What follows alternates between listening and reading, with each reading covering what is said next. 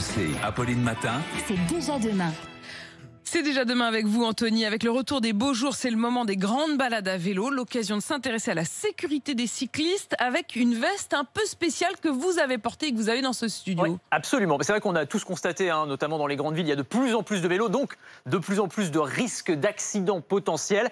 Et donc, il y a plein d'innovations là qui sont en train d'arriver. Alors, cette veste, qu'est-ce qu'elle a de spécial? Il faut imaginer. Ça ressemble un peu à une parka, je dirais. Ça ressemble un petit peu à une parka, plus légère quand même, une sorte de coupe-vent. Et donc, je suis à vélo et pour une raison ou pour une autre, je vais être déséquilibré par une voiture, par un autre vélo, par un piéton, peu importe. Et là, hop, voilà. Et ben voilà, vous avez compris. Oh là là. Je pense que j'ai fait exploser le micro.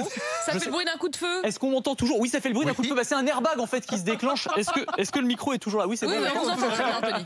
On a tous eu très peur, mais on vous entend. Vous avez compris comment ça fonctionnait. En fait, c'est un airbag qui s'est déclenché et donc la veste a gonflé et est venue protéger instantanément mes vertèbres, mon thorax. Voilà. Pour être tout à fait transparent, là, on l'a déclenché à distance par une petite télécommande parce que pour qu'il se déclenche, il faut prendre une vraie gamelle. Il ne faut pas juste faire semblant de tomber. C'est-à-dire qu'en gros, à l'intérieur de ce manteau, vous avez des petits capteurs électroniques qui sont reliés à un autre capteur qui est placé au niveau de la selle du vélo. Et en fait, dès que vous vous déséquilibrez, eh bien, en quelques centièmes de seconde, il va comprendre que vous êtes en train de tomber et à ce moment-là, il va se déclencher. L'autre priorité, c'est quand même d'être vu dans le noir. Alors, être vu dans le noir, ça c'est le deuxième. Alors, première, je vous donne les noms des startups. Urban Circus, startup française qui a mis au point la veste airbag. Celle que porte Louis en ce moment, c'est Verjari, c'est une autre startup parisienne qui a mis ça au point.